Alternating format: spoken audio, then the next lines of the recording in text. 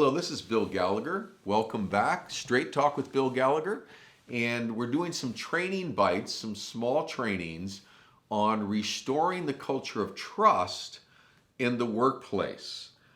After I do 2 or 3 on those, that subject matter rather, I'm going to be doing something on restoring trust in marriage as well. I'm also a counselor, work with a lot of people that need to restore trust in their marriages, and it is possible. It's highly possible. So that's going to be coming as well. So for those of you who have subscribed and you've liked these training bites, I really appreciate that. Just kind of put the word out because this is pertinent information both for the workplace and for marriages and partnerships.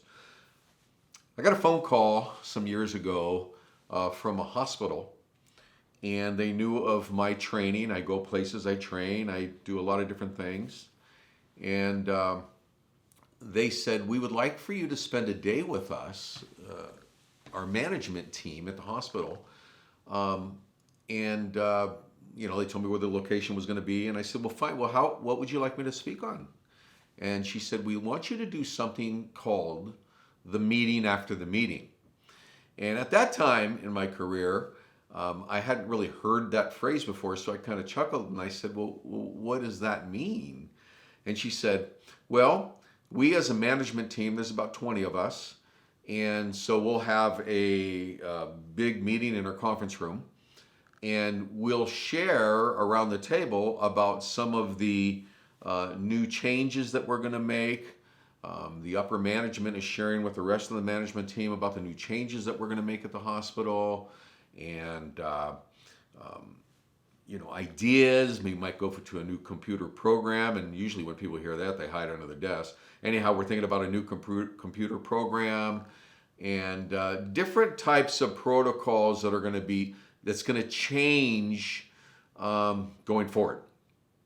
And so we'll give our new ideas, our opinions, our perspectives, show them some graphs and plans about what we want to do now, and we want input from our staff. We've heard it's very, very important to get buy-in and input from your staff, especially if change is on the horizon. And so we'll go around the table and ask them their feelings, their input, their thoughts, their conclusions, their different ideas. And everybody around the table says, no, this is great, it's spot on, let's go, glad you thought it through. But after the meeting, we find some of those same people around that table in clusters down at the cooler talking about how they really felt.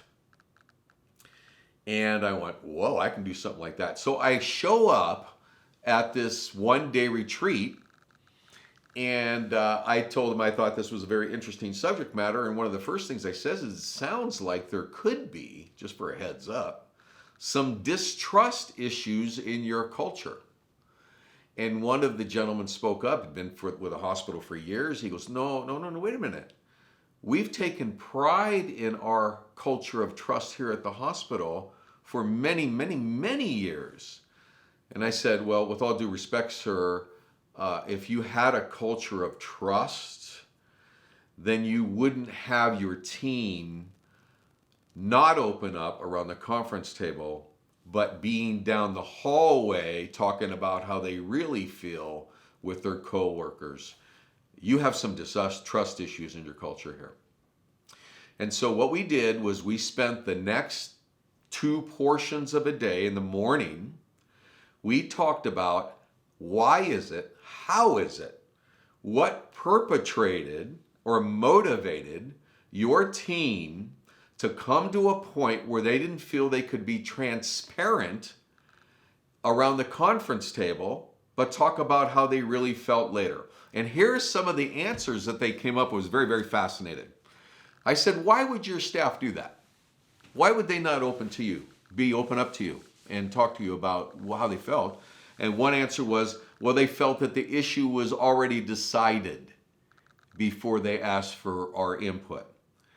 Some said they felt that their team would have been reprimanded if they were honest. Maybe they had a different opinion about the new ideas.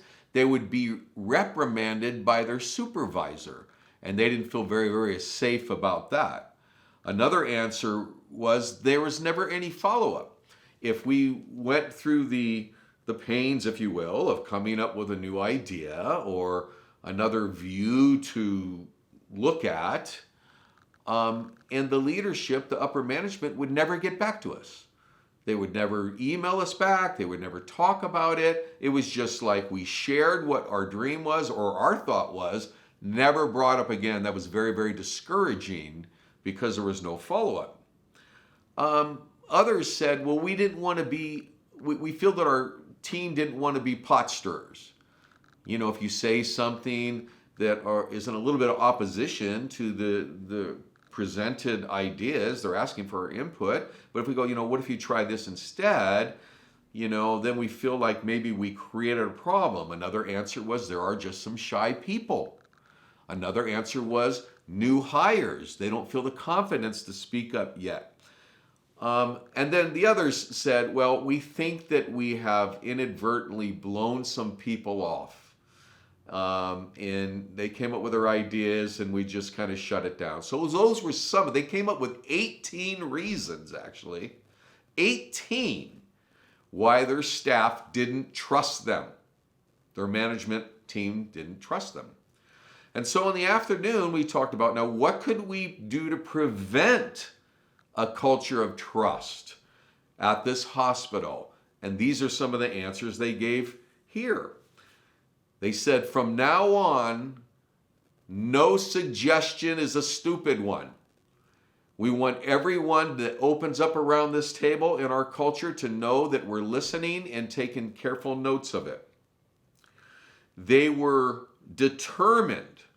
They said as a group, we need to be determined as a group to have a transparent culture where input is really solicited and taken seriously.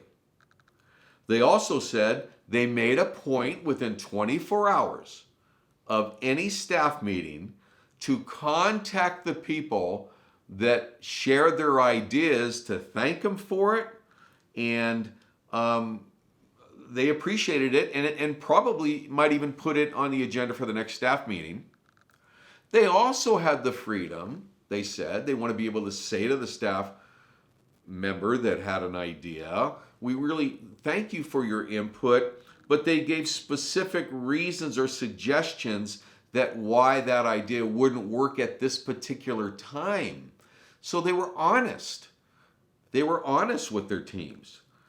The leadership acknowledged that the meeting was, they were going to acknowledge with staff meeting and through the company that they recognized a crack in the foundation of their trust and that they were going to do something about it and turn this culture around.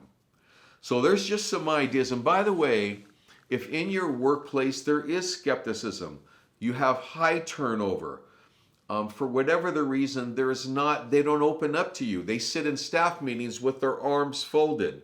There's not a lot of conversation. Those are all indication that trust has been lost, and the only way, the first step to bring it back as leadership is to acknowledge it, identify it, and say, we're turning this culture around. This has been Bill Gallagher. Nice to have you back. We're going to be talking a couple of more times about this. The next subject matter is going to be called nipping it in the bud. How to deal directly with conflict and not allow it to fester. Thank you very much. We'll see you next time.